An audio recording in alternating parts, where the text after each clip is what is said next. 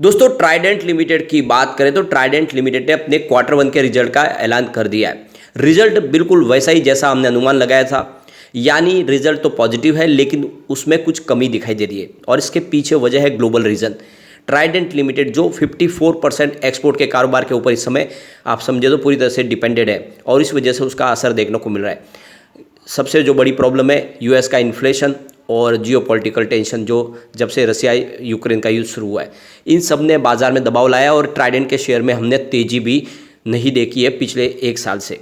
लेकिन यही वो ट्राइडेंट स्टॉक है जिसने कोविड काल में लोगों को बम्पर रिटर्न दिया है। जो स्टॉक 2-3 रुपये के आसपास था वो 70 तक चला गया। आने वाले समय क्या फिर से वैसी ही तेजी बनेगी, क्योंकि लोग बहुत ज़्यादा मायूस हो चुके हैं स्टॉक की प्राइस नहीं बढ़ने की वजह से। लेकिन आपको ये भी ध्यान रखना चाहिए कि स्टॉक ने 32 के आसपास का मजबूत एक सपोर्ट बनाया हुआ है और जैसे ही ट्रिगर कोई शानदार मिला तो यहाँ पे एक जबरदस्त तेजी भी आ सकती है। तो क्या इस समय हमें एक लॉन्ग टर्म का नजरिया लेकर ट्राइडेंट में इन्वेस्टमेंट करना चाहिए?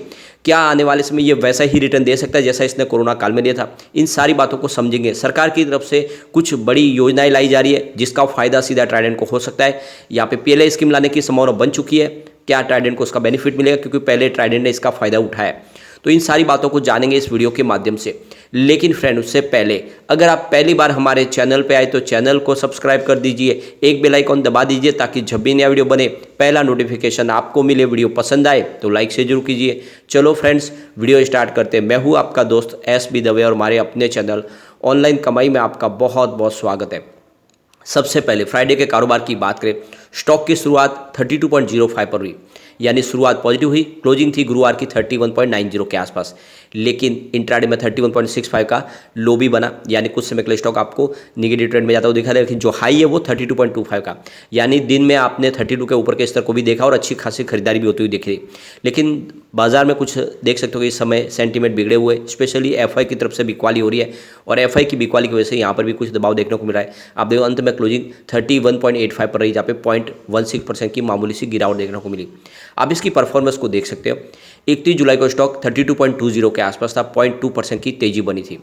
1 अगस्त की अगर बात करें स्टॉक 32.30 के आसपास आपको दिखाई देगा, जहाँ पे 0.3% की तेजी थी। लेकिन 2 अगस्त को स्टॉक फिर से 32.05 के आसपास आ गया, 0.8% की गिरावट के साथ में। और बात करें अगर 3 अगस्त की तो स्टॉक 31.90 के आसपास था, 0.5% की यहाँ पे आपको गिरावट दिखने को मिलेगी। 4 अगस्त 31.90 के आसपास ही क्लोजिंग है, जहाँ पे कोई अपडाउन देखने को नहीं मिला। तो इससे तो आप एक क्लियरली समझ सकते हो कि स्टॉक एक समय सीमित दायरे में ट्रेड करा और 32 के सपोर्ट के आसपास ही है। आप इसकी परफॉर्मेंस अगर देखें तो पिछले 10 साल में स्टॉक ने 4457% का बम्पर रिटर्न दे दिया है, यानी जिसने 10 साल पहले निवेश किया होगा ट्राइडेंट में वो इस समय मालामाल हो चुका है। बहुत ही ज़बरदस्त रिटर्न, एक तरफा रिटर्न। पिछले 5 साल की बात करें तो यहाँ पे 396% का ज़बरदस्त रिटर्न दिया है, यानी रिटर्न आपको 4 गुना दिखाई देगा। पैसे आपके काफ़ी अच्छे बढ़े हैं। 2 ईयर के हिसाब से भी यहाँ पे 44% पॉजिटिव रिटर्न दिया स्टॉक ने, लेकिन 1 ईयर के हिसाब से स्टॉक में 22% की गिरावट हो चुकी है, यानी जिसने साल भर पहले निवेश किया उसको इस समय नुकसान हो रहा है। 6 मंथ की बात करें 2% की गिरावट है। 3 मंथ की बात करें यहाँ पर भी 2% की गिरावट है, लेकिन 1 मंथ के हिसाब से 4% की गिरावट है। 1 वीक के हिसाब से 0.78% की गिरावट। ओवरऑल देखें तो एक सीमित दायरे में स्टॉक इस समय आपको ट्रेड करता है वो दिखाई देगा।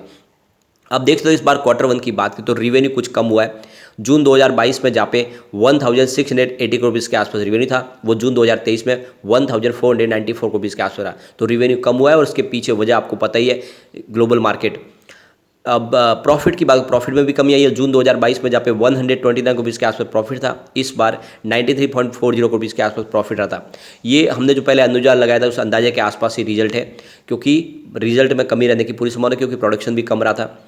लेकिन नेटवर्थ कंपनी का बढ़ा हुआ है। सितंबर 2022 में जहाँ पे 3810 करोड़ रुपीज़ के आसपास था, वो मार्च 2023 में 4193 करोड़ रुपीज़ के आसपास पहुँच गया। अब यहाँ पे देख सकते हो जून जो क्वार्टर खराब रहा, तो ये सिर्फ टेक्सटाइल सेक्टर के लिए पूरी की पूरी प्रॉब्लम, न कि सिर्फ यहाँ पे ट्राइडेंट की प्रॉब्लम है।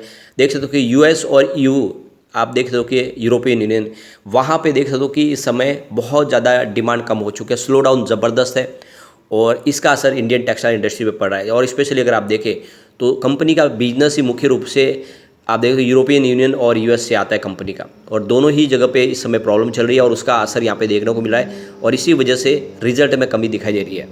तो यहाँ पे देखिए जून क्वार्टर के दौरान 11.3% की टेक्सटाइल के कारोबार में कमी देखने को मिल रही है पिछले साल के मुकाबले, और ये आप समझ सकते हो जिस तरह से डिमांड कम हो रही है उसका असर यहाँ पे देखने को मिल रहा है। अब एक यहाँ पे राहत भरी खबर निकल के आ रही है। जेएम फाइनेंशियल इंस्टीट्यूशनल की तरफ से यहाँ पे जो रिपोर्ट पेश की गई है, ये 20 जून की जो रिपोर्ट है, ये कह रही है कि आने वाला जो फाइनेंशियल ईयर है वो टेक्सटाइल इंडस्ट्रीज़ के लिए अच्छा रह सकता है, स्पेशली इंडियन टेक्सटाइल इंडस्ट्रीज़ के लिए, जहाँ से ग्लोबल मार्केट से डिमांड निकलती हुई दिखाई दे रही है और उसकी वजह से आने वाले समय टेक्सटाइल सेक्टर की कंपनियों को कुछ राहत मिल सकती है।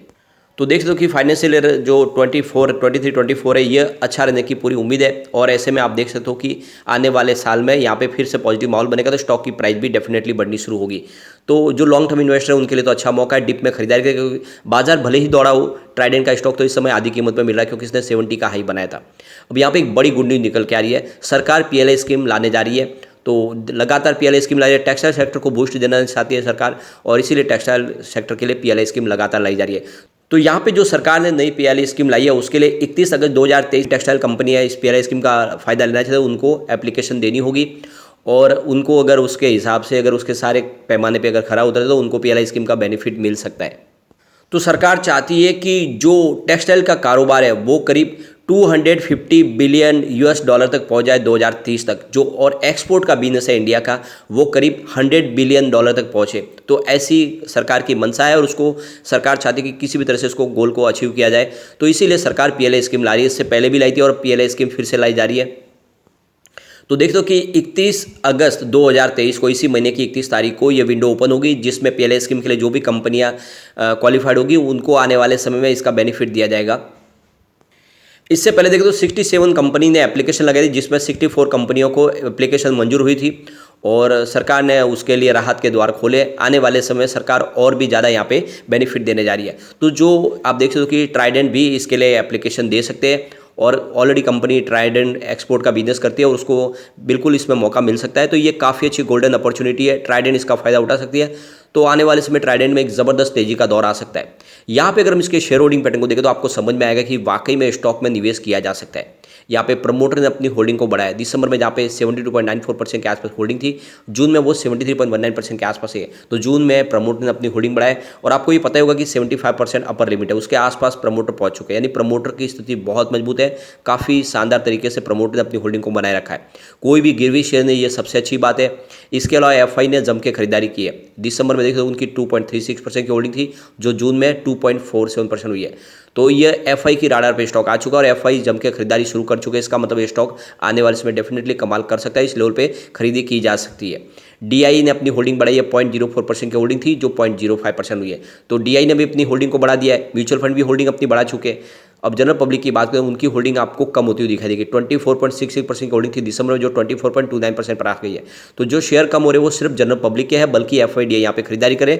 ऐसे में एक लॉन्ग टर्म का नजरिया लेकर निवेश करें, बिना डरे निवेश करें। ये कंपनी बहुत मजबूत है और अपने केमिकल के सेगमेंट में और पेपर डिवीजन में भी कंपनी बहुत तेजी से आगे बढ़ रही है। सबसे जो बड़ी बात है कंपनी की कि जो प्रोडक्ट कंपनी बना रही है टेक्सटाइल के, उनको लगातार पेटेंट हासिल हो रहे हैं, चाहे US का बाजार हो या फिर यूरोपियन बाजार या फिर इंडिया के बाजार में। इनके प्रोडक्ट सबसे हटके और प्रीमियम सेगमेंट की क्वालिटी है। लगातार ऑफलाइन बिजनेस कंपनी करी है, शोरूम की संख्या बढ़ा रही है। इसके अलावा ऑनलाइन mytradent.com प्लेटफॉर्म से इंडिया और US में बिजनेस बढ़ रहा है। ये सारी बातें साबित करिए कि कंपनी कमाल करेगी।